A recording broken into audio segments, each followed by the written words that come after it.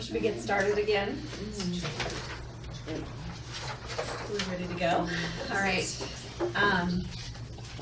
So now we are on to the action items for the out-of-state travel. For Nolan, the P2F2 conference. I guess the justification is right at the end there? Yep, page 42. So, I guess just a little background. Each year, the board authorizes the the county manager to attend the Public Pension Financial Forum Conference. This year it's located in Charleston, South Carolina, and it's expected to cost, with registration, about $2,275. And this was approved in the board's budget that was adopted in May as a budgeted item. But for any out-of-state travel, we need an actual motion and vote by the board. So moved. Second. Been moved and seconded. Any further discussion? All those in favor? Aye. Any opposed? Chair votes aye. And we also need to look at the out-of-state travel for the NCTR annual conference, which is where again? It's where Providence, Rhode Island. Providence, Rhode Island. So I just have to get everyone's name that is planning to attend. So the trustee workshop didn't work out for Dan Chamberlain, but I believe you're planning to attend the annual conference? I found out last week that my sister, who's been engaged for 9 years, is getting married on October 8th. Okay. So I have to be in Seattle the day after our board meeting. Okay, so Unfortunately I can't go. okay. I would really like to. Definitely the next one. Well, and maybe after a year or two, you'll be like, okay, this isn't so confusing and Yeah. weird. No, I would like to do that, so. Okay. I can't go either. My wife's running a marathon on Sunday. I'm expecting to be there. You're not running. I'm not running, no. I'll hand her some water. I think I'm gonna go to this. I've never gone to an annual convention. Okay, and Scott, you're planning to go. And we approved up to 4 board members, so Janice and Marilyn, are you? Well, if I get elected, I think it would be not a good use of resources to spend TRS money and then be gone in January, so I don't think that would be, I'd love to go, but no. Okay. Can I get back to you? Sure. That would This definitely, next week. yeah, I'll check with my principal, but right now he's housing a command center in our school for a fire, so I'll do it Yeah. first part of the week, try to catch him. Okay, and So, so we're scheduled to have a board meeting on October 7th, and then of course the 8th is Saturday, and they don't do a whole lot on Saturday. However, the 12th is, or not the 12th, the 9th is a good day to be there because they do the kind of what's happening in the States, which is a Sunday. That's a good session to see. So just about travel on Saturday. Yeah, travel on 8th. And so for And the it's like a 13 13-hour day. Yeah. Fun. So for you two, you may want to think about, do you want to just travel out of Helena? I think We could do 2 nights, stay here the night before and then. the problem is when you come home, you still gotta Yeah, you gotta drive. But maybe. Okay. what day would the return be on that? The 19th The or 12th. the 12th? Yeah. Or Okay. possibly the 13th. I'd have to look at the agenda. 13th, I think, because I think there's something Wednesday. Isn't it the 12th Wednesday? No, 3rd. Yeah, there's something going on Wednesday. So it'd be Thursday. And I might add a day and just run around Okay. on my own. I think that's is that the convention? I think No, it's that's the week 20th. after. Oh, okay. It's the I think it's the 20th, week that's after. why I was looking to see if I was just going to be in Helena. So I guess we don't have to figure it out here. I'll get with Carrie and Scott and then potentially Janice, and we'll do travel arrangements. Yeah, Make I'll try to have that wrapped up by Wednesday next week, Okay. one way or another. Is that soon enough? Or Yep. do you need it No, that's Tuesday? Because I don't think I'll be back in Hamilton till Monday, so. Okay, yeah, that's fine. I'll touch base with you next week.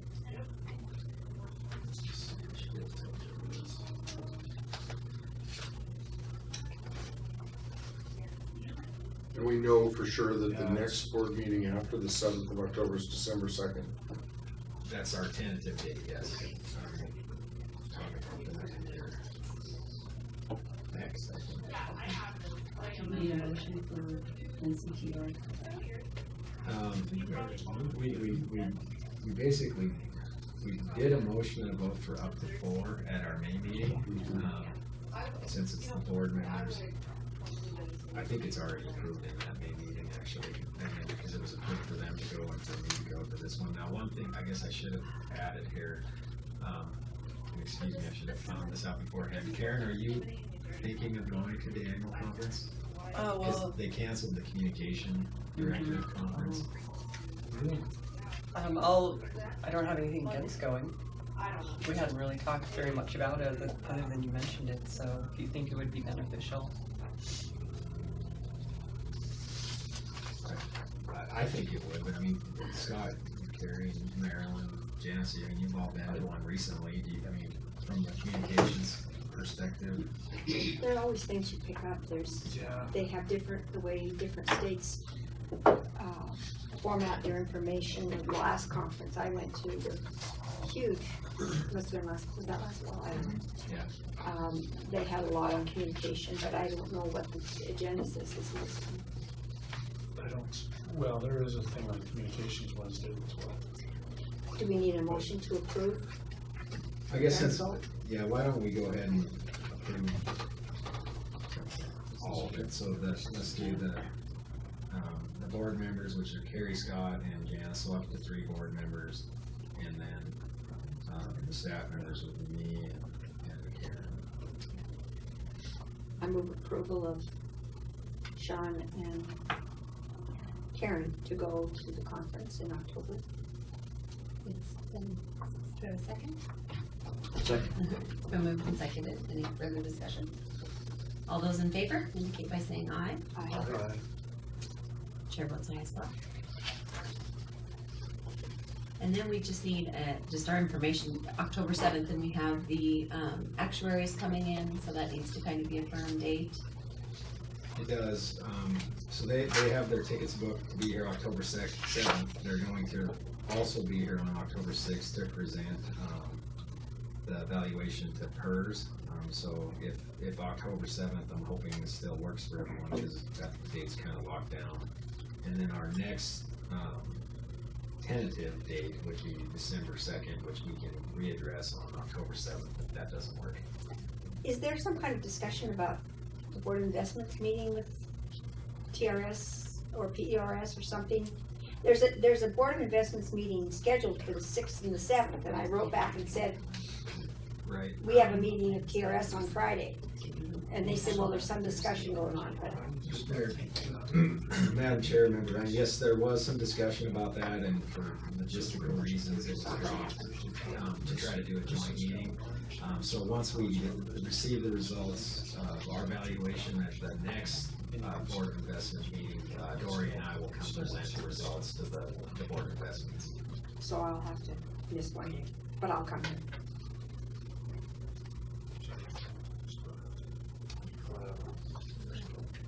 Okay. Let's see how Jane is here.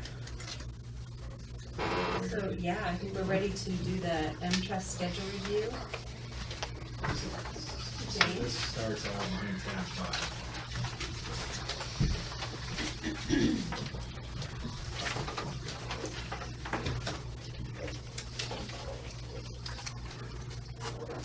Good morning, Madam Chair and board members. I have 2 documents to just review with you this morning. They are the project schedule. You'll notice it's fairly detailed, so I'm just going to hit the highlights, as it were. But this does give you some idea of the various steps involved in what is a very structured process for us to get this technical upgrade done and make sure that the modules get implemented correctly. Right now we have 3 modules that we're still working with. That's 3 out of 21. So all the remaining modules are in production and functioning and doing the work they're supposed to right now. One of those modules, benefit calculation, has in fact been implemented in production, but as you can imagine, this is a very complicated module, and it is the heart of everything else that goes on in the system. So we are taking our time with the verification of this in production. So at the moment, we have a limited number of people using it just to make sure that it's doing everything it should. And in a very short time indeed, I'm thinking about another week, we'll be rolling that out to everyone. Let me see, the next big module that we have going on is on line 501, the online member accounts. And again, this isn't a terribly complex module because mostly it's just displaying information, but it is going out to the members of the system. So we're paying particular attention to usability in this module. At the moment, it's just in the very final stages of UAT, and you'll have a chance to see it later on this morning. Tammy's going to demonstrate that. And once again, we expect to have that into production very soon. So that leaves us with buybacks on line 542. This module is still in development. Once again, it's a fairly complex module, not nearly as weighty as benefit calculations. But one of the things that we're keeping our eye on here is the testing phase down on line 563. The user acceptance testing for this module is going to be quite challenging just because we have so many types of buybacks and there are so many combinations of all the things that can go on. But at the moment, we're on track to have that delivered for our user acceptance testing near the end of August. And we already have started planning what the testing is going to look like for that module so that we can be ready to hit the ground running on that one. So if all goes well, and at the moment there's no reason to think that it won't, that will be in production around the very beginning of November. So that then will conclude all the development activities. Of course, we have some project closeout work that needs to be done as well, documentation updated, procedures put in place. Some of this is on the plate of the development team, and part of it is something that we'll have to do here at TRS too, because transitioning from the development phase into the operations and maintenance phase kind of requires a change of mindset. You know, one is very different to the other. So one of the other things that we've been doing, and I'll touch on this when we get to the status report, is we're already looking ahead to that transition and what the next phase of the project may be. But with our closeout activities, that brings us to the middle of November, November 15th. And at the moment, as I say, we're looking very good for that date. Just for everyone's information, a buyback, really what that module deals with is the various service purchase options that are out there. We call them buybacks, but they are the service purchase provisions in our statute. Thank you. Any questions about the schedule?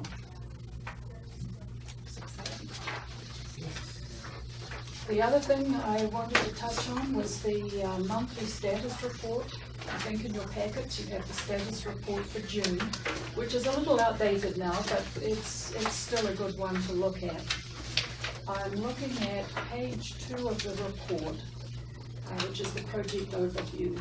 And as you can see, overall our project status is green. That means within all the parameters, and in this case we've aligned our status reporting with the legislative or fiscal services division, committee reporting process, so that we don't have to go through any terrible process to report to them, which we have to do on a quarterly basis anyway. So these monthly reports sort of reflect that kind of reporting.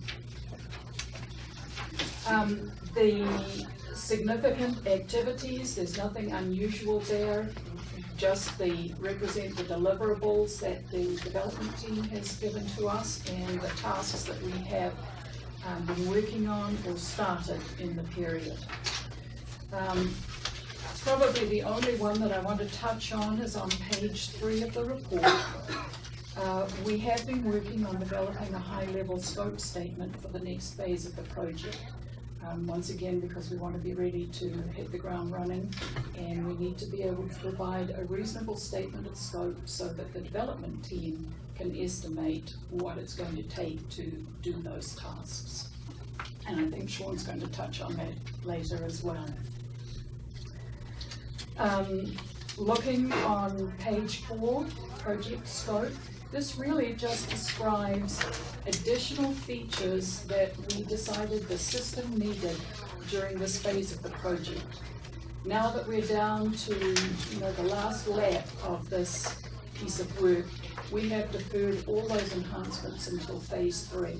And that's allowing us just to focus on what we absolutely need to get done to get the technical upgrade completed on schedule.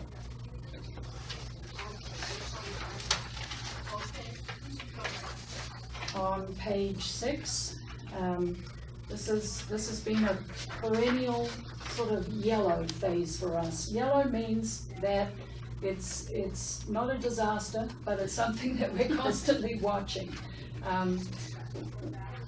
We have extended our schedule a little and re-baselined the project a couple of times. And this is because we're actually getting more than we asked for in the project. And this has taken a little longer, but it is of enormous benefit to TRS because we're actually getting more value than the contract specified. It's costing a little bit more in time, but it's not costing any more in terms of what the development team is being paid. So we have been tracking our schedule by just looking at deliverables. We have over 100 deliverables for the project overall, and we had mapped out when all of those should be due.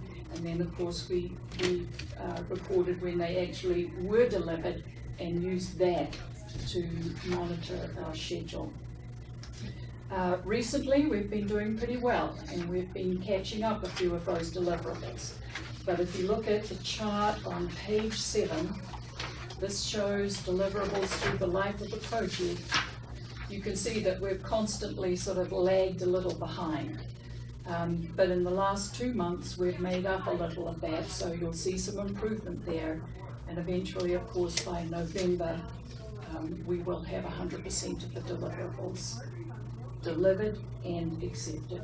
We don't count anything as delivered until TRS has actually reviewed and accepted it. I'll skip over page 8 because we've looked at that in a little more detail. The project budget is still staying within its original parameters. And once again, that's a topic for Sean more than myself. On page 10, we have our risk register. This represents all the project risks that we felt at the time of the last review were still active. Risk management obviously is a critical component of successful project management. And we started out with monthly, then bi-monthly reviews of our risks. As you go through a project, of course, many of the risks cease to be a factor. And now we're at the stage where we have addressed all the risks that we have decided we can or should, and really we're just waiting out to the end of the project. So what we have done is suspended these development risk assessments for the moment, and instead we're working on the transition planning, and we'll develop a register of transition risks, since that is our next major activity. So you'll see a completely different risk register the next time you look at it.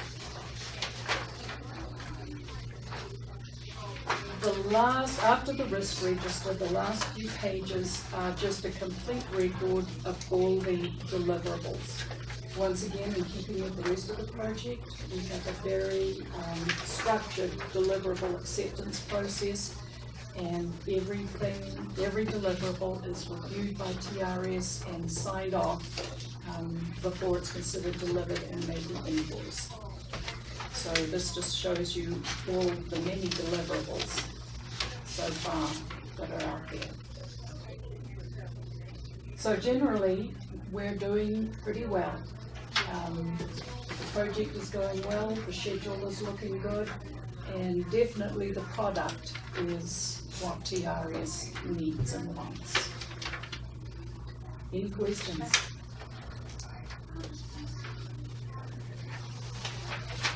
Thank you for the information. Thank you. For anyone that doesn't know, I don't know that you said that or not, but Jane is our project manager for the TRS project. And she's done a wonderful job of keeping us on track, certainly over the last couple of years.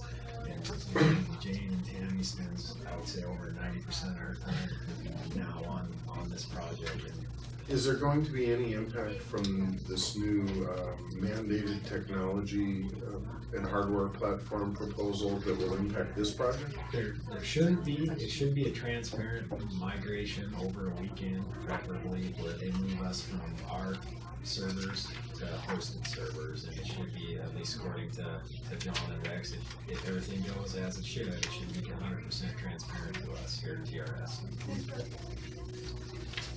Maybe. Said should a lot of times. Yeah. By the time you throw a couple shoulds and ifs into a sentence, yeah, you've covered yourself. I think that's a relatively straightforward process. We're pretty confident that it'll be seamless, but we'll see. We haven't really got into all those discussions with ITSD yet, because of course every executive branch agency will move in a short period of time. The planning is going to be pretty significant. Okay, so we're going to move on to Your interests. the independent verification and validation. Yeah. So starting on page 67 of your packet, in the lower left-hand corner, is the Sabo Consulting Report.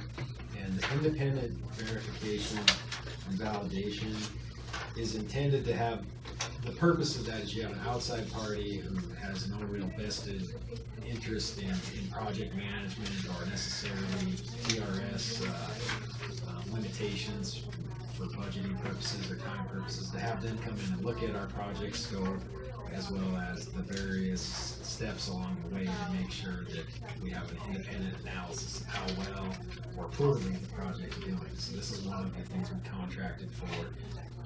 As part of the MyTRS project, it's industry best standards to have IV&V services provided when you do a large IT project like this.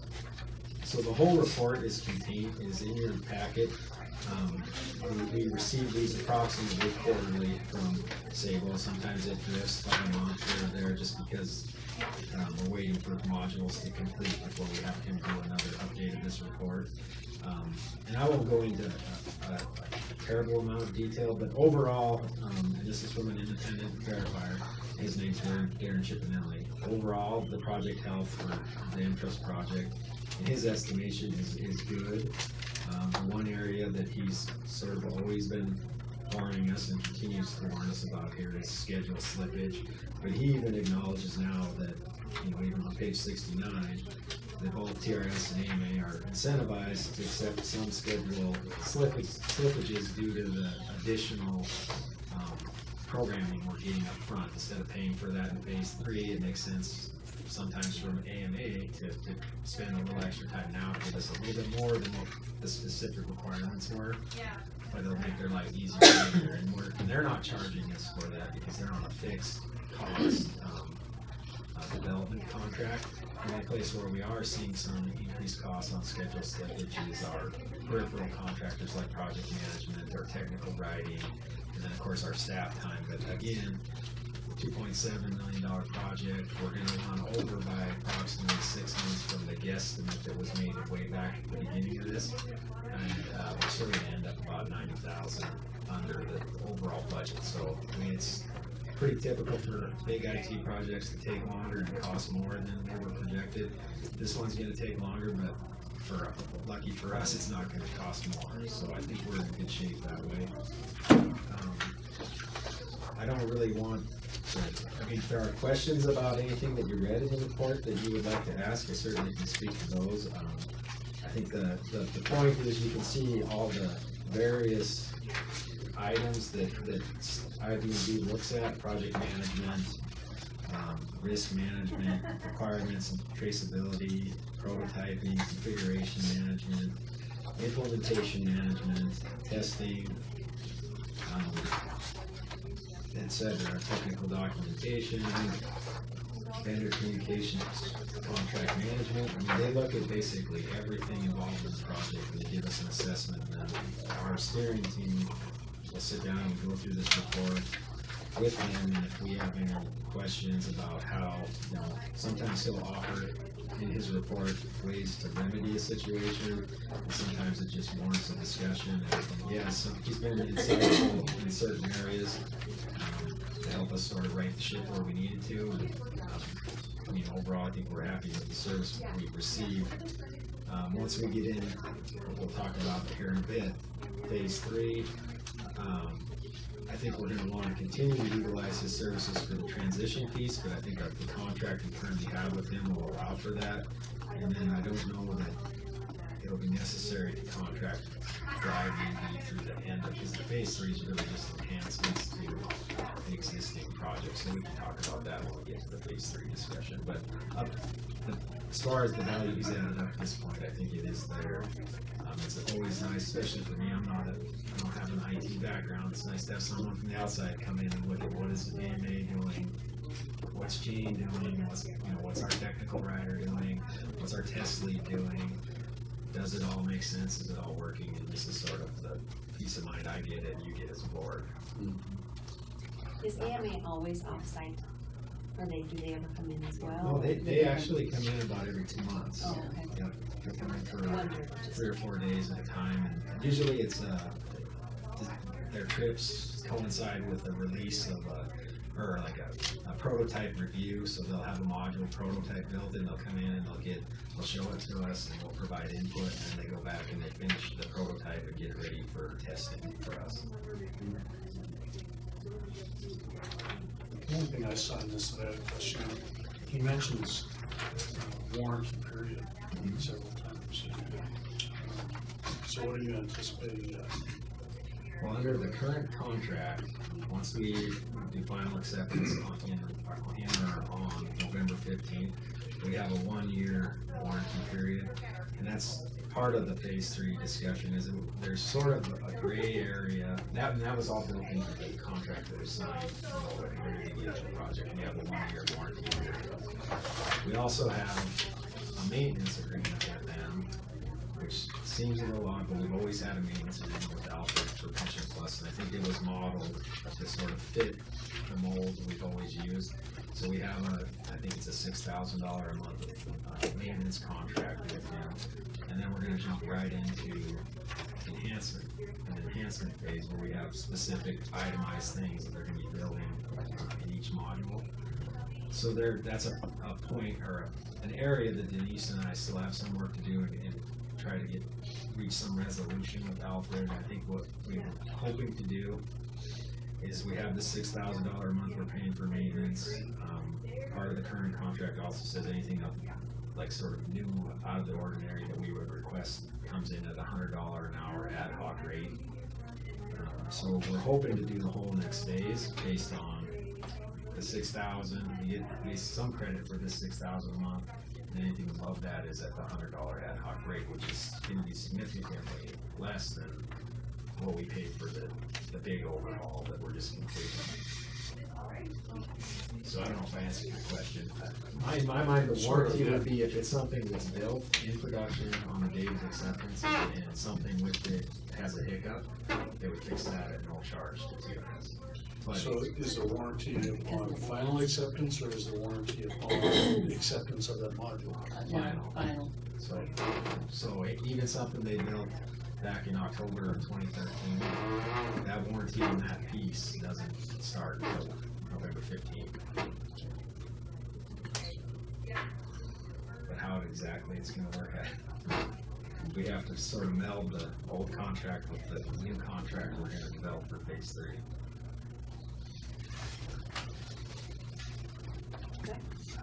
Any other questions about the Sabo IDMB report? You're all pleased with our answer. Absolutely. It's pretty amazing what you've done in 3 years. It is really amazing, considering other agencies that struggle. And we're not through it yet, but you really need to be complimented on the work you've done. And especially from going from what you used to use, which was just, you know, Yeah, it's a legacy system, it's always worked, you know, if it's not broke, don't fix it kind of thing, has been the concept we've had for 20+ years with Command Plus.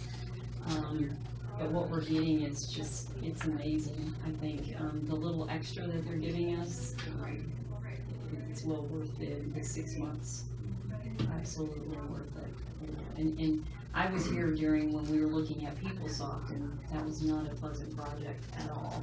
And so this is like night and day, absolutely.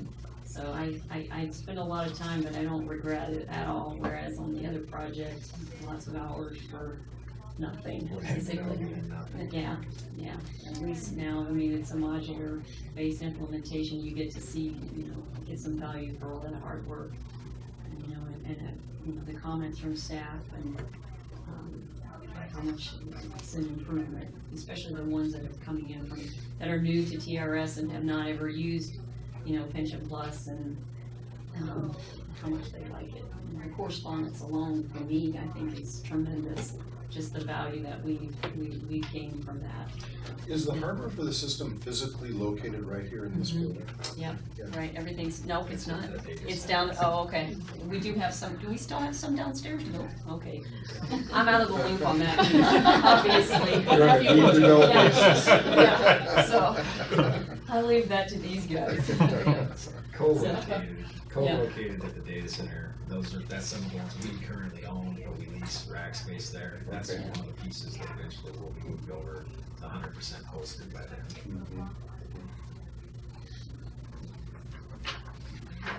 Yeah, I guess, I mean, certainly in each group, you know, active, retired, accounting, I think they could speak to it a lot more clearly than I can, but I know we're recognizing a lot of workflow efficiencies through the use of the little bit extra we're getting, so it's definitely well worth it. Well, just to give you some idea, like correspondence, okay, you take like Kristen, she generates an estimate, and she generates a letter, it goes out into a queue and auto letters for either Kathy or Shelby to generate. Then it has to go back to her for a signature, then back to her for it to be mailed out. Well, with correspondence, if there's electronic signatures, they queue, they do the estimate, they and also they had to give a file with the estimate in it. Now it's being queued up. The letter and the estimate are one attachment that goes to the front desk. It already has a signature. Basically, she prints it off. It goes out in the mail. There's no back and forth of handing files off. It's time consuming, especially if you think about, like, every year we do a mass mailing for the retirement apps, and we send over 200 and some odd applications out with a letter, a cover letter. Somebody has to sign 200 letters.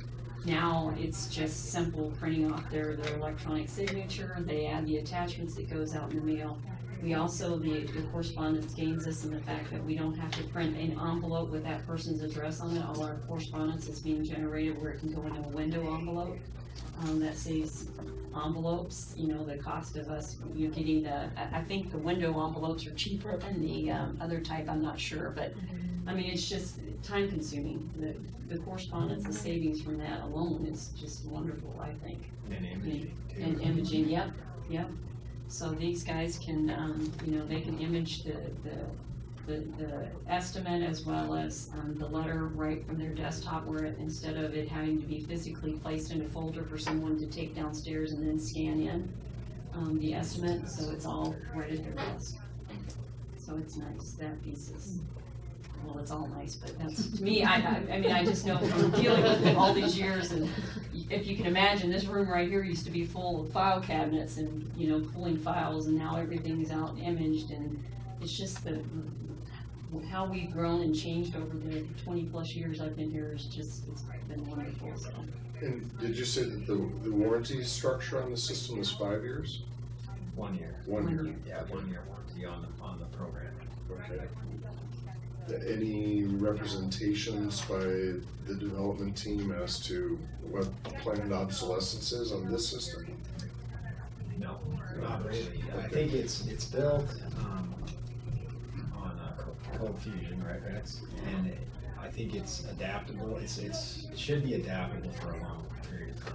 I mean, part of the legacy systems continues to work. The problem is if something were to happen to it outside of Alfred, there isn't anybody left that knows that language. So you'd have to pay a considerable amount to get someone up to speed. How many years did we run the legacy system? Since '93, September '93 we went live. Yeah. 20 years. Yeah. So typical, all that programming, eventually the programmers that know that language are obsolete, so you don't have anyone to come fix it when it breaks. Right. Yeah. So I will do, if you want. Yeah, okay. if you want to take break. Tammy thought it'd take about 55 minutes to Yeah. set up, Yeah. so we could just sit and visit, or give her some time, we could take a quick break if anybody needs to use the restroom or anything, so. I have things to sign. Review it first and They probably should.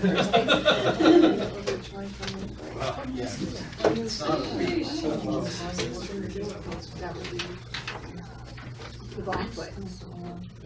East, well, maybe, yeah, Highway 200. East of, in East Missoula.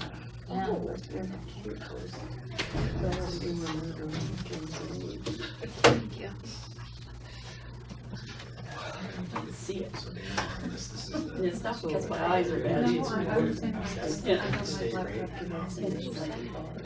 It's, So that will get reimbursed. You see? Need my glasses. Okay, so once we get this, then we'll update that. Just a tiny bit more space. You're right. Can I send it to you? Yeah. Okay. There's been a gas line explosion on Highway 200 East Missoula. That's all it says. Wireless is back. Highway 200 in East Missoula closed due to gas line rupture. Wow.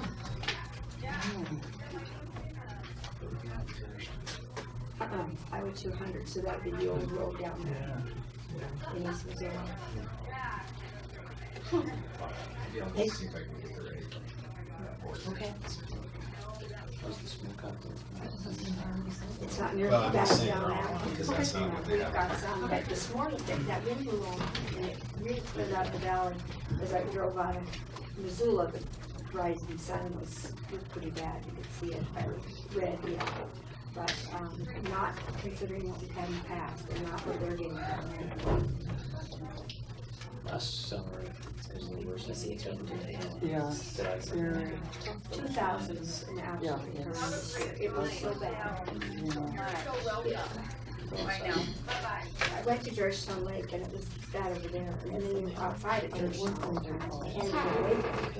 Went back home, well, I don't know why I didn't work it, but everybody else in my family was working in fire camps, the canteen, drivers, Air Force Service, and summer camp, so. And I must have had things to do because I couldn't do that. And so I was home alone, the windows closed. It was really depressing. It was. I had a 4-year-old and a 7-year-old, we were supposed to keep them inside. Yeah, see, that's how bad it was. Yeah. 2000? Yeah, it was terrible. Yeah, I was thinking about that the other day, about Yeah. having How little bad is kids. the air quality down You know, it hasn't been horrible yet. Because probably the wind.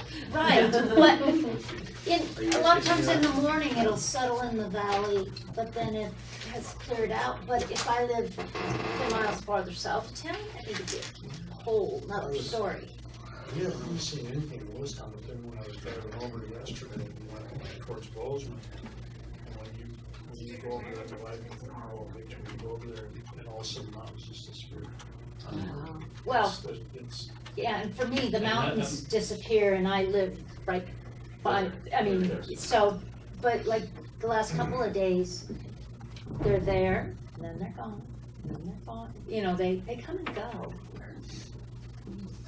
So, The fire's, the bad news is the fire's too close to you to obscure all. She's right, it's right out the back door. yeah, I should. You showed it.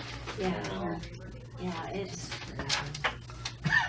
but, So you can see around this thing. yeah. That's not, you can see around. No, it's, and you know people that live in those places. The last time we had that Blue Mountain fire, which is just visible in town, everything. You look west, it's Blue Mountain, and you could see where your friends' houses were. And, oh, yeah, it's very disturbing.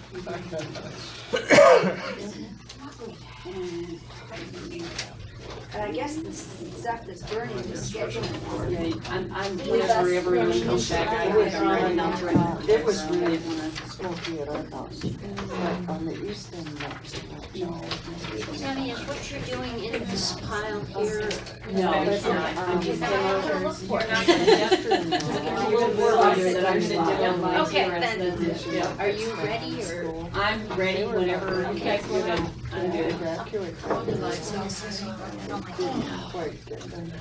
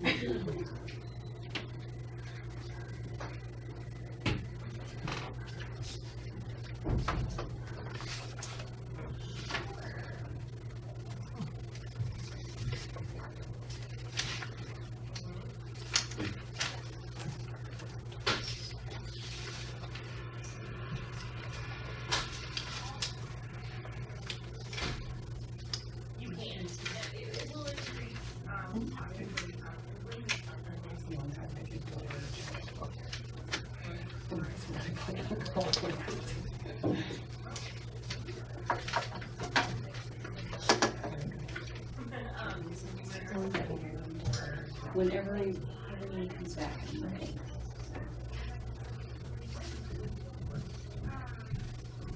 First time I went up and seen it in the tower, I don't really like heights, I get 6 feet up on a ladder and I'm a little nervous. Yeah, But, you know, the glass elevators, yeah, 3 times as high as the space needle. yeah, But after you get up there a ways, it's like, you know, yeah. any much more is in your body. Yeah, the only part I didn't like was the, like I said, standing on Floor. where you could stand. It really bugged me, I was like, oh, get me out of here. The food up there was really good. Yeah, yeah, yeah, we had lunch up there. Important stuff. My way through the Mediterranean someday. Yeah. I just think that's a pretty good That was to go to Turkey. Ooh, I do too. Not now, not for a while anyway. A friend of mine, her mother, the family still lives in Turkey, and she goes twice a year, and I've always thought I wanted to go with her, Yeah, but because Turkey has everything, all the colors.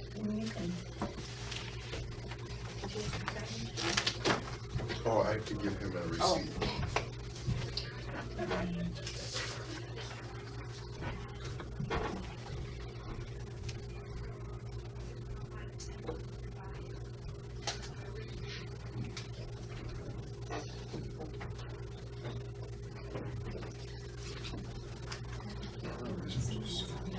right now, remember 8 years, I saw that you signed it. I don't Maybe think I you didn't. dated it. Thank you. Minor, I just set them there, I'll go check, thank you. Probably not. Because I remember laughing about that and then watched you not date it. I wasn't listening, I guess. Are we all back? Just Sean and Sean. Kathy. Oh. Taking. Tammy, I owe you a receipt. Oh, okay. I never took my husband. But I don't have in one meeting,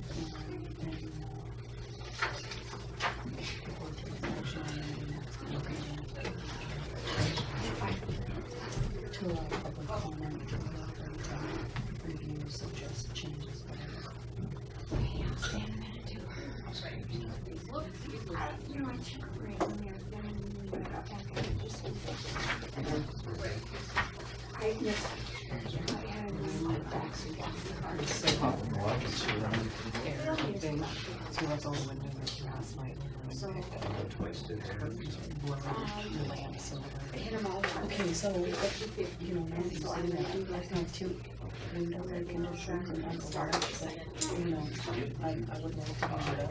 Oh, really? Do you need it? No. Oh, okay. Well, we just Put it in. Well, they're easy to put in, but it's the small. Yeah, My daughter just, So you stick How many hours I don't know does it how take they to all get migrated to on my house. the system? They're all in my garage and they need to go. Not very. No, it's not, yeah, really. Looks not. pretty simple. It is pretty easy, I mean, especially, And then you know, about if the you're year used to web-based, you know, browsing and surfing and. Yeah. So straightforward. Yeah. Fireplace. I have Yeah. his information. Do they just specifically say R&D and I, On that or they page, say instead of on just everything yes. how much Yeah, That's part of the future enhancement is to actually have that one screen contain more information. Yeah. Kind of a one-stop shop. And I never see Every beneficiary of that. And how do they use it? Is that for some Employees, how many employers are there? I don't need more. over 380 calls were I just passed Sierra, just off Montana. The total number of employees is about 50,000. On that side of Montana. So we use Employee, what do you mean? Member, yeah, we have, well, there's I tell 40,000 people, total to be active in it's it. just a bonus. 16,000 retired. The rest are I think we only have about between the I have third to look and in the, I don't remember off the top of my head, but like I said, over about 40,000 between active and sure will retire. yes, our safeguards like city park, trees. And how many students?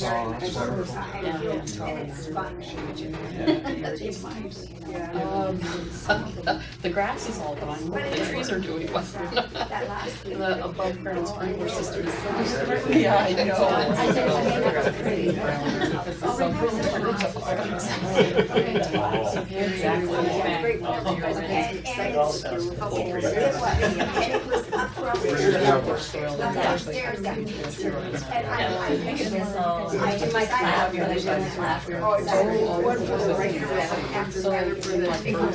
Yeah, right, when Williams. That's okay. Just reading about it. It's not, I guess I did with the Are you guys ready to start back? Tammy's ready to show. That's a two-party. Okay. But you know what, we're always a little behind the times. Madam Chair, members of the board,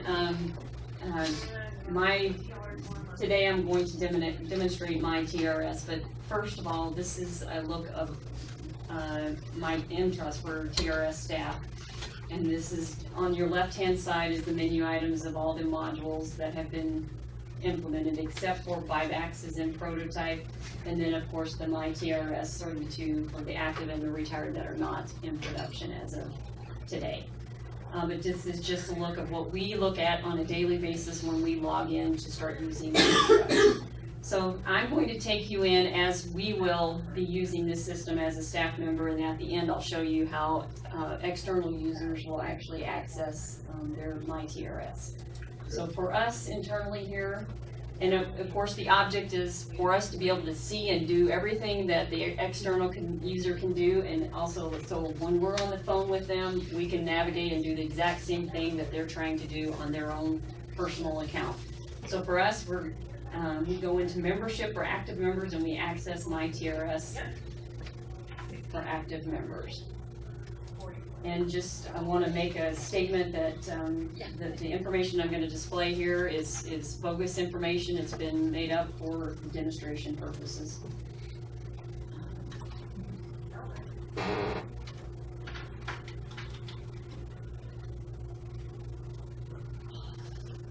Cookies. I cleared them before, right? Sorry about that. It's one thing with tests, we have to clear our cookies because the cache it maintains doesn't always function properly. So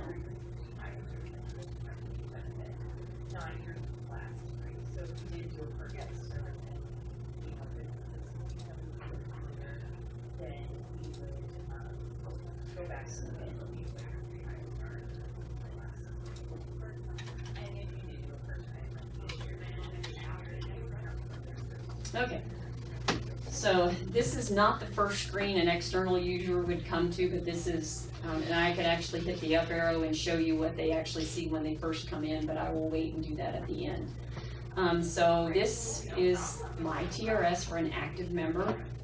I've logged on as Christine Hanley, and this is her account. So on the very first screen that they see, it just gives their personal status information. This person is she's a rehired individual. She's working full-time, shows her date of birth, her gender, and the date she was hired. That means she was retired at one point or left at one point? She left at one point and came back. So she was a status 20 at one point, which means she was an active member, but then she terminated and then came back and was rehired.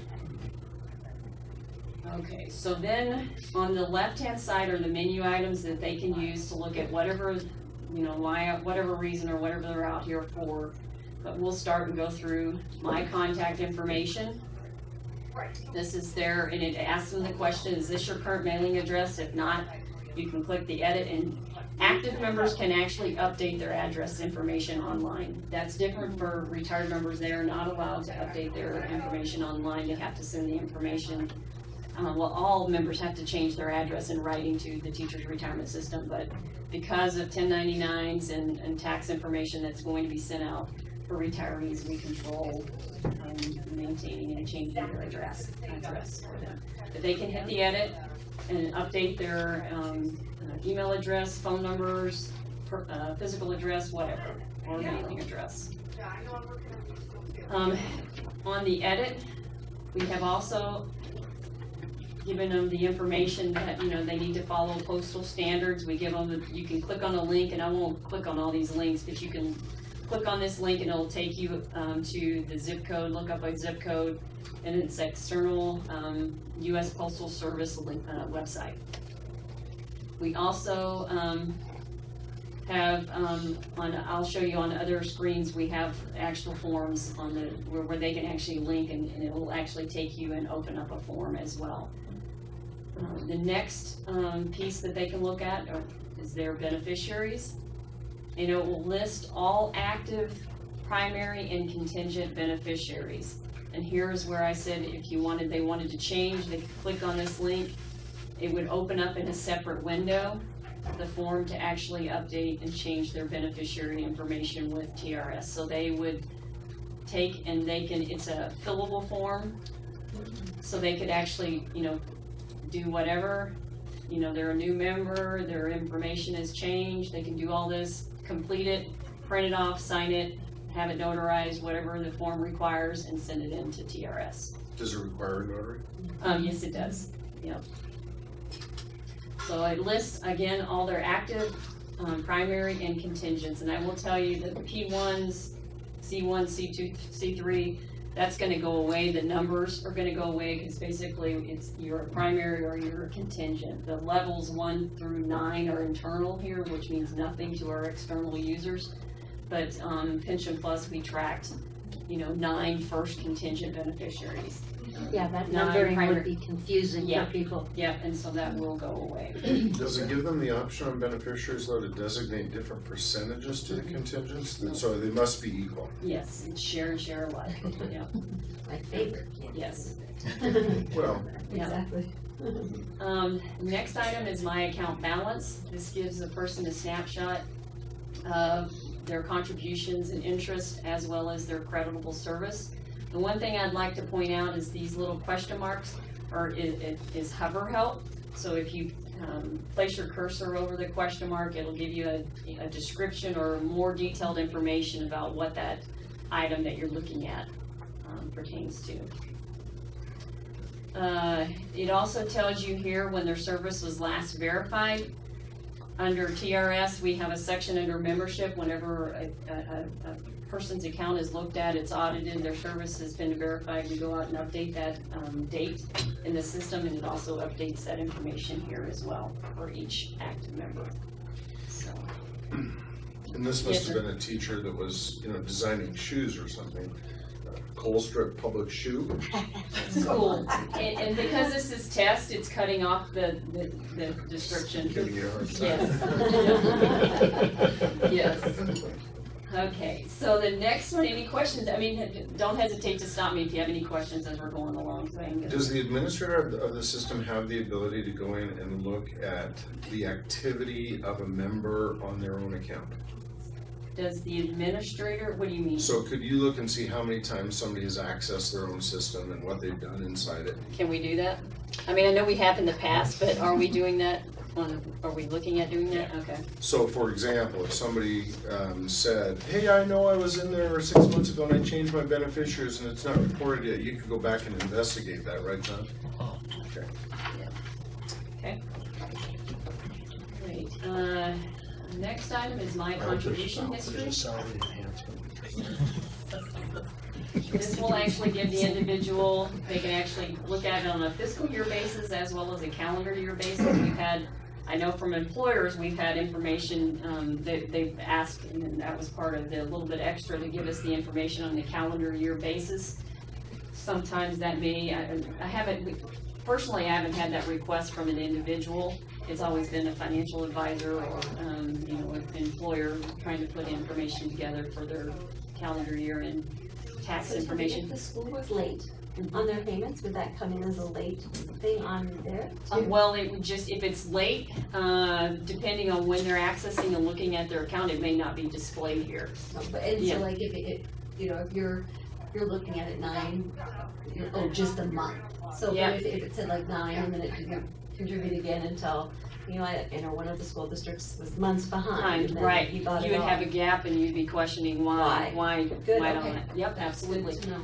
They can change, they can look at any fiscal year, since they've been reported.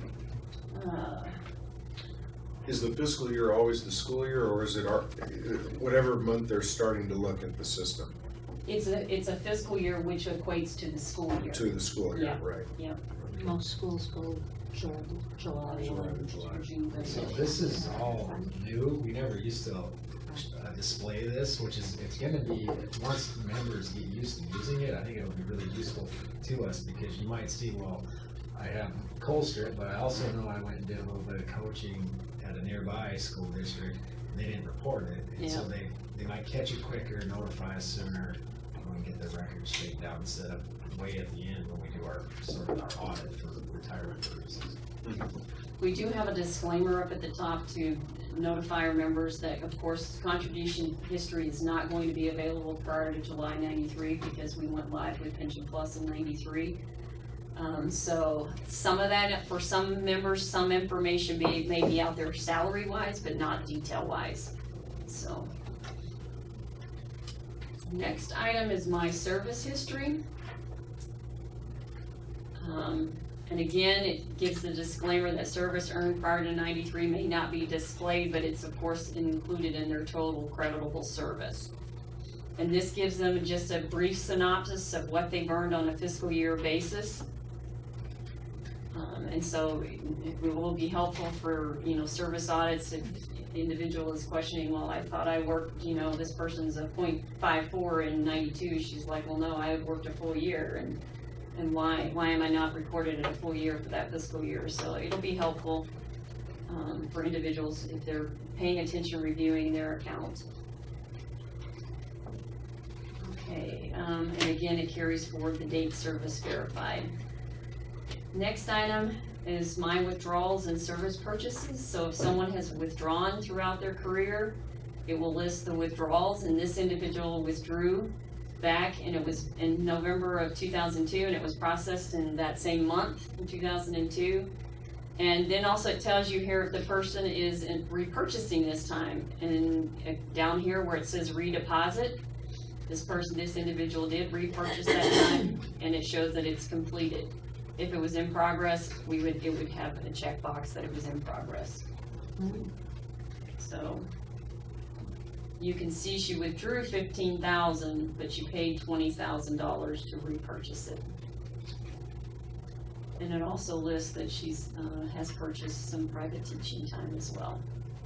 And then we have a link here, and I won't click on this, but a link that will take you to again open up another window that just is detailed information about different types of service purchases that an individual could look at purchasing. Out of state, military time, private teaching, whatever. There's 16, 18 different types that we have that they can purchase. Okay, the next item is My Benefit Estimator. And so this is really handy. Individuals can generate an estimate in the privacy of their home. Of course, just putting in we try to help provide as much information as we can. It pulls in the retirement date of the end of at the end of the next fiscal year, so or beginning of the next fiscal year. So we're in fiscal year 2017. So we're assuming that you're going to work that entire school year and you're going to retire in July. So that's the default. You can change this beginning date that you would like. You can input your last employment date. And then also you could enter your current year's salary. And so for this one, I'm going to give you an estimate of $58,000. Termination pay is the payout of unused sick and annual leave and any retirement incentives that may be offered at the time the person terminates and retires. So we're going to assume this person has a $5,000 termination pay. It also gives you or lists again your active, primary, and contingent beneficiaries, and you can select one individual and then calculate the estimate. It already defaults to the very first primary individual being selected, and so I'll continue with that. But before I do that, down here is a request for an estimate of benefits. If they actually calculate the estimate and they think, I want to get something official from TRS, they can, again, click on this link, open the form up, fill the information out. It's a fillable form again, print it off, send it in, sign it, and send it in to TRS. And so we have the disclaimer down below. If it doesn't meet your needs, and you can complete and submit the form to TRS to have one calculated by us. So I'm going to calculate this benefit. And so, so it would have already entered the age of the spouse to determine that. The information is driven off of the fact that the date of birth we have from before. From before, right. It was already as part of that P1 information, the primary information had his name and date of birth. Yeah. So the estimate shows what this individual is entitled to receive with an effective retirement date of July 1 of 2017 with $5,000 in termination pay. They have 3 different options they can choose for termination pay, whether here they don't want to use it to enhance their benefit. Here they only want to use it under option 2, which is a slight increase of $6.94, or they can use the full amount under option 1 and increase their benefit $51.76 a month. And then also it gives you the 6 different options they can choose to select what benefit they want to retire under. Nice. Utilizing whatever option of termination pay they have selected up above. This is fabulous. Yeah, it is fabulous. They can put notes on here and say, this is, whatever, whatever they want to put. They can put whatever they want there and then actually print it. They can actually go on and calculate taxes. So say they're going to choose option A. We'll choose option A. We're going to choose option 1. It is already selected for termination pay. Calculate withholdings. We're going to actually change that to, instead of calculate withholding, the tax table. Yes or no is the answer. So yes, we're going to use the tax table. We're going to say we're married, and we're going to say 0 allowances. We're going to do the same thing for state. Yes, married, and 0. We're going to recalculate taxes. And down below here, it shows you chose this benefit amount right here, $1640.98, which is right here. tax exclude amount is based upon is based upon the, what's the table, but it's a table that's IRS table. It's based upon, 360 months, however long they expect based upon your age, that you're gonna recover that taxable amount. But the calculation is only based on them getting just this income. They don't have a way to throw in other sources of income. Correct, yeah, no, this is just the tax amount on this benefit amount. For their monthly. For the monthly For their payment, monthly yeah. payment. Right. So based upon merit and 3 allowances for federal and state, that's what's gonna be withheld for a net amount of $1484.98. So they could print this estimate. And this is not up yet? It's not up yet, but it'll, we're over 90% through UAT, 90% verification. I haven't looked at her latest status. I know we were. We're at 90-something%. And I couldn't remember exactly what it was, but we're close, very, very close.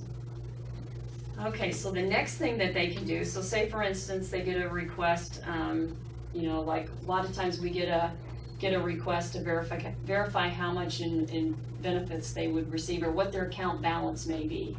An individual can go out here and generate their own letter instead of contacting TRS. Now, we do have a disclaimer, and I will show you once they open this letter. It tells them that the bottom of the paragraph says that you may be required to, if they want it on official signed by somebody from TRS, you may still need to contact us. But what this gives them is just their account balance. It's an account statement that says, here's my current account balance. It consists of contributions and interest. But right here it tells you in that if the third party, sometimes a mortgage lender may require a statement signed by us, and if so, they will still need to contact TRS. But we're hoping this will save a lot of phone calls and us having to generate an account statement. So.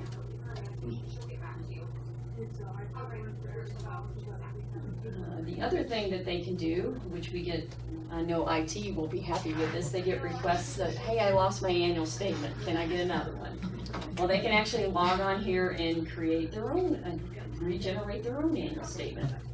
So basically it's the same look and feel as the one that we've sent out to them. So here's their annual statement through June 30th of 2015. It's the same template, same information. It gives them their beneficiaries that are on the system, gives them the credible service that they had for that fiscal year, as well as their account balance, what they accrued in the fiscal year, and interest. Then it gives them estimates down below. And it tells them if they, for whatever reason, we can't estimate in this circumstance, this individual's beyond the age that's required for accrued service retirement benefits. So the vested and the full service estimate it has provided. And depending on the person's age, you can see 3 different amounts here sometimes. So it just really is specific to that member. But they can generate their own annual statement. Okay. And for us, we have a change member. Internally as staff, we can click on this link and I can go look at someone else. I mean, an individual obviously can only look at their account, but for TRS staff, we can actually go and look at multiple people internally. So that's it for an active member. And I will show you, and this is similar to, now this is the screen that the individual, once they've created an account and have logged into their own account, this is their welcome screen that they will get. It'll say, welcome to MyTRS. It tells me when I last logged in, and it just tells them, it gives them some pertinent information here. We try to keep this as simple as possible because I know myself, a lot of times after you've looked at that screen with all the disclaimers, you start, kind of just glazing over it, and so we try to keep it as short and sweet as possible. But this explains the hover icon for the question mark that they will see throughout the system. Okay, so that is it. Any questions for active? Creating new accounts on here, how will people? I will show you that at the end. I won't actually create an account, but I'll show you where to go. Okay. Tammy, is this like something that, I was just thinking, it would be a great, when you guys go out and do your things, to just quickly, you wouldn't be able to go into, Yeah. but gosh, even spending 15 minutes to bring them to the website and say, look at all the stuff you could do. Could do, on your yeah. own. Yeah, we are gonna try to promote it as much as possible, because I think it will be, it will save us a lot of I phone mean, calls. I would love to do this with my, I was just thinking Yeah. that, I was like, holy cow. Yeah. Yeah, You know, there's a limited amount of space we can devote to it, but we're gonna, in our next newsletter, we're gonna call attention to, hey, we have this new MyTRS, and this is how you get there. Good, okay. I think was once like, you're how do we get, there, it's Oh, pretty and self-explanatory. especially with the new people who are used to stuff like this, you know, Yeah. this is gonna be fabulous. what I can, since you asked that question, Janice, so I'm gonna take you to the homepage, so if this is the test website, but if, it looks just like production, basically. But once an individual's on our homepage, like for an active member, then you go here, and then, where's it at?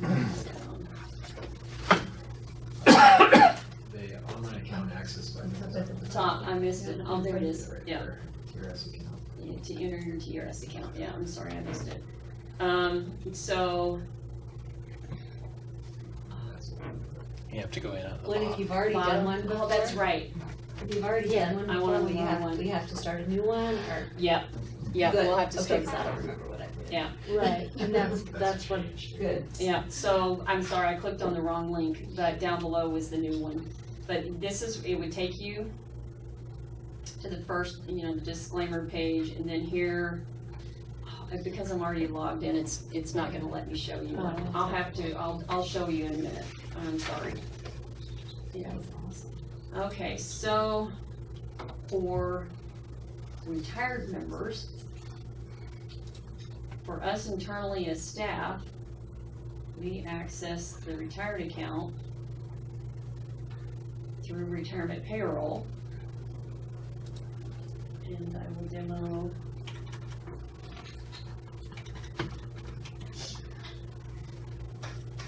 Again, it comes into the very first screen that just gives them the, just their basic information, their status, date of birth, gender, retirement type, and the retired date.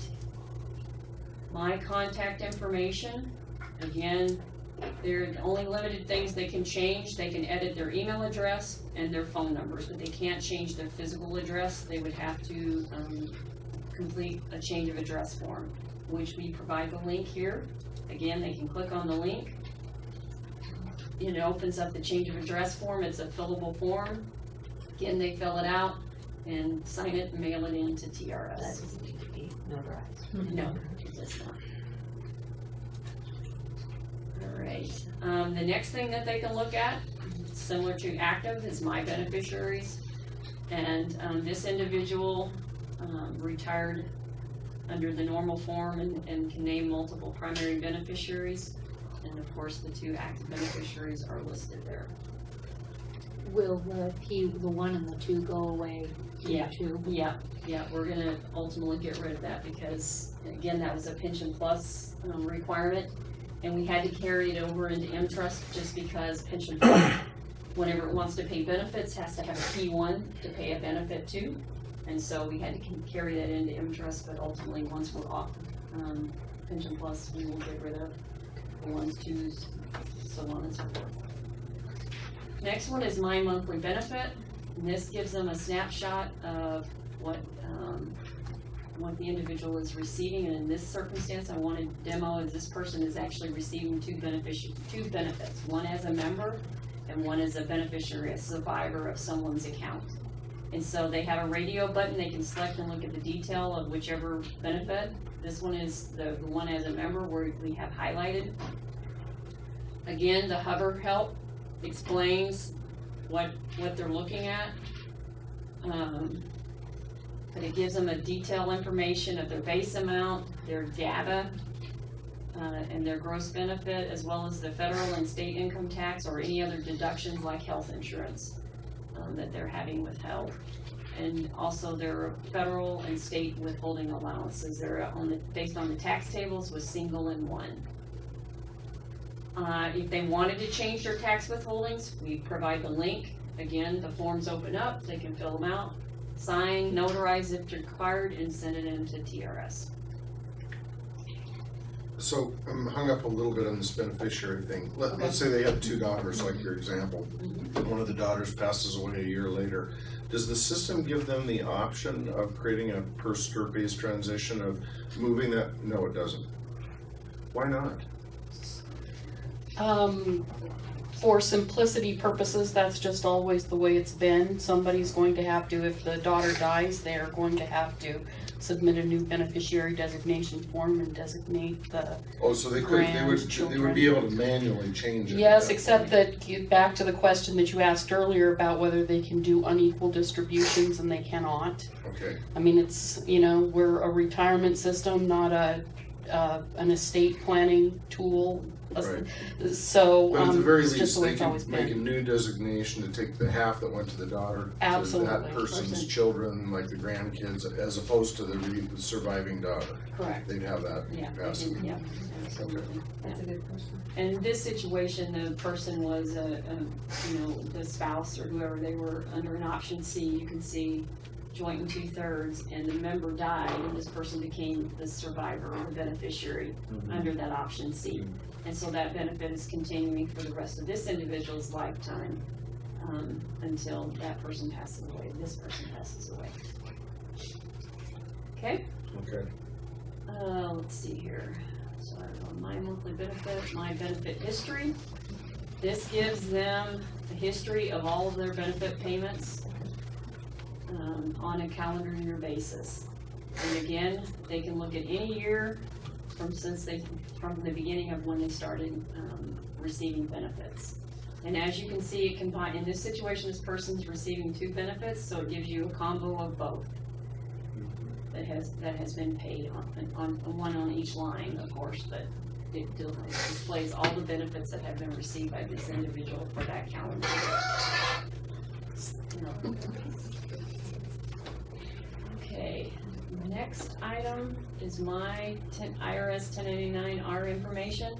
I will tell you if we've had mail returned and the mail return flag is set, an individual will not have access to this, because we want to make sure that they update that information with the teacher's retirement system in order for us to send the 1099 to the correct address. So, but if the mail has not been returned and they have access and have an account out here, they can look at their 1099, they can go back and print any 1099. The -1 and -2 means that more than one 1099 has been sent out for that calendar year. And of course, this person is receiving two benefits. And so they can select and look at whichever benefit that they need to look at.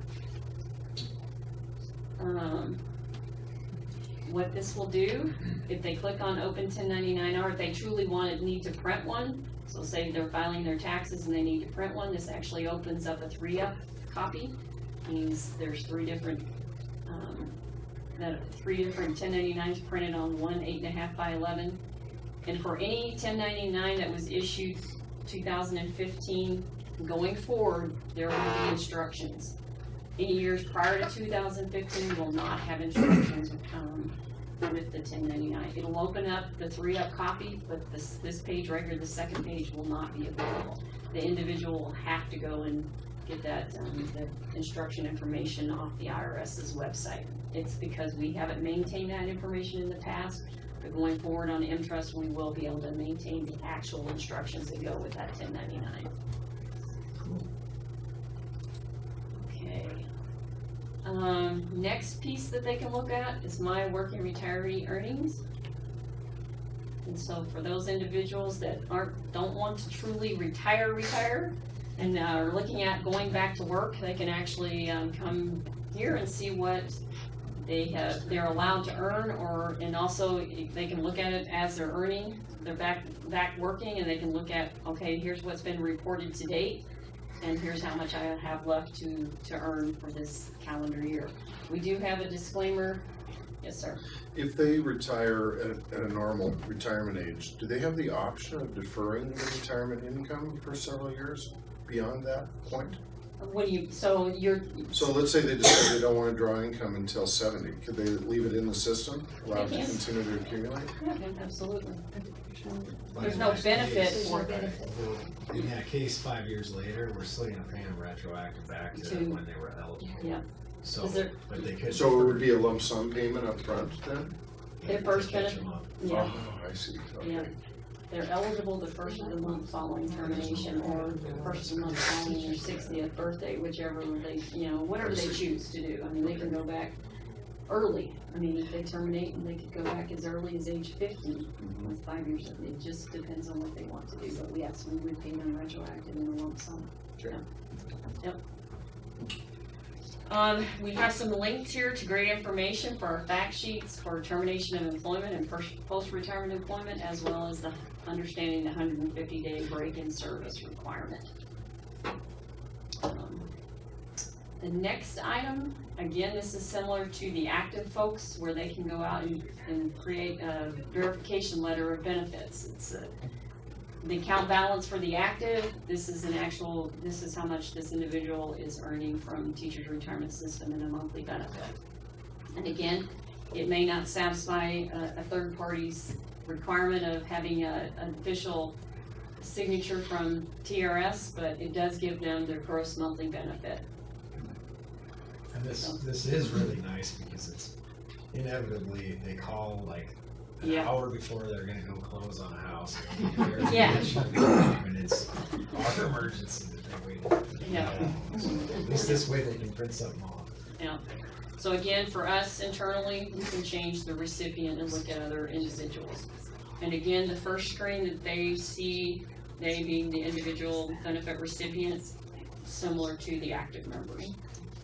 Tells them they're welcome to MyTRS, their last login, and thanking them for using our online account and explaining the question mark. So is the system proactive enough that if they choose like a life-only option, it will say no beneficiary required?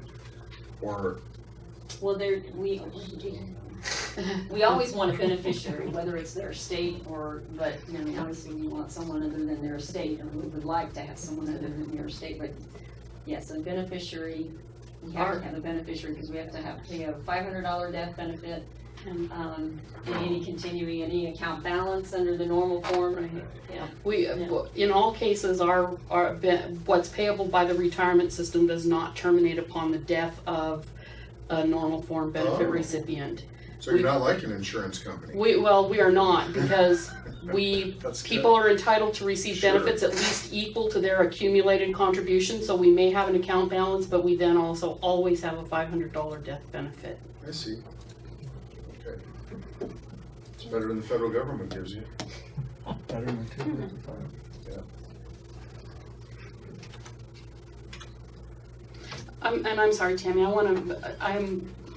if any of you are ever asked, it's something that's particularly, important to me. There was, on the screen, there was no date in there, but there was a box that said, date eligible to return to work. Oh, yeah. And that's for people who are subject to the 150-day break-in service requirement. So now they can go out there and the system will tell them the date on which they can go back to work and be in compliance with the 150-day break in service, which I think is going to be very important to Is that some on people. both the active and the retired Just side? retired. I'm guessing it's only Yeah, retired. just retired. And they actually get a letter, it's their first monthly benefit letter that tells them when they're eligible to return back to work, what their allowable earnings is, but This is all, if it gets misplaced, they can. Well, I What's was that? just wondering about the estimate kind of. Yeah, I was in production web.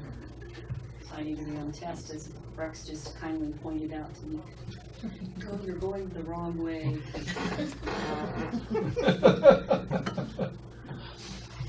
I'm gonna have to clear my cookies again, you think?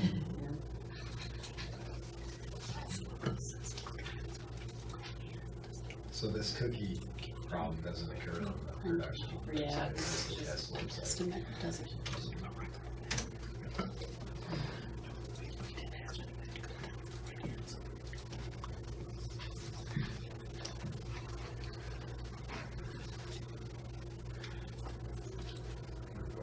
Yay, okay, finally. So when you first click on active members and you're accessing your online account, it's gonna, I'm not gonna create an account here, but this is what it would look like when they first come to the screen. If you're an existing user, you would log in. Otherwise, you would create a new account. In creating a new account, you have to add, have some security questions and answers. And what else does it require on that screen? I can't remember. Social security number? Well, No. no. When you first go in, you need your last name, your birth date, your social security number, and then you have to answer all the security questions and set those up, and then your username and your password. So, which you set up. Okay, now, when you forget your password, because you know it's gonna happen. Yeah. Will it send you an email like a lot of sites If- do that are so kind that? Yes, if your email's in the system and you click on that underlined thing, it'll send you an email with a reset thing now, instead of having to call me. Perfect, that's what I was hoping. Yeah. Keep So now when you get the call, you can say, on this page, Yeah, click this please button. click this button. Yeah, because you know that we have come to rely on that email. Yes, Yeah. yeah. Yeah. So any questions? But I've done it 20 times. After 6, it sends you email, so. It is really, it's really, And you think this will be live when? Beginning of September, correct? yes. Yeah. Oh, wow, that's soon. Yeah. Okay. Because we're, like I said, we're really close. I mean, really, we wanted to be 100% complete before I demoed this to you guys. I mean, but we're right there. So, If we want to demo this in our school, will those dummy accounts that you have created still be available?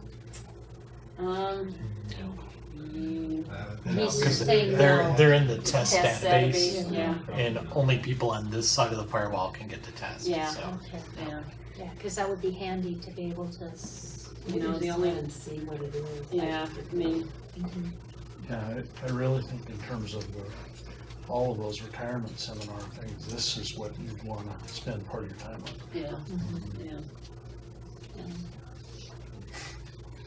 There's so much of it, they could just. Yeah, you just get them in front of a computer and say, here, log on and try this. Well, Yeah. what we get to as teachers, I'm sure, is like, do you know how much I'm gonna get? Yeah. Oh, I don't know. Yeah. Well, now I can say, here, there's look right. Yeah, go create an account and you can do it, I have yeah. no idea. Just as long as they know garbage in, garbage out, because if Yeah. they put in these enormous salaries and, I mean, But this will be in the next newsletter, you said. Yeah, we'll definitely call attention to this new functionality in our next newsletter. Big news, I think you should put. Yeah. Big news. People are gonna like this. And we don't have emails for every member, but we have emails for a lot. We could do the electronic notification that way too. Yeah, Here's because the if you link. have their email, they're computer Yeah. people. You know, because I would But, imagine there's a section of our retired population that's still Yeah. not or in love the with email doing we things have. electronically. A lot of the retired members is their old school email, so some of them aren't valid, but some of them are. It's very, very good. It's amazing. So we have about 5 minutes, I don't know. I Great. think there was much discussion. Maybe it's 3 more, but Just toss it like that.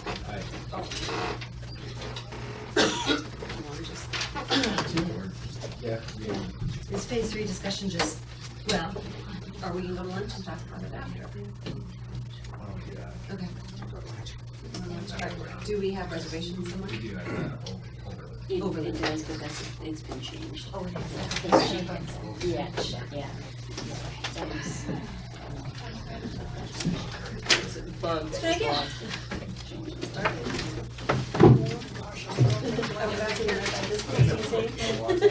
Back here at 1. Back at 1 o'clock. Actually,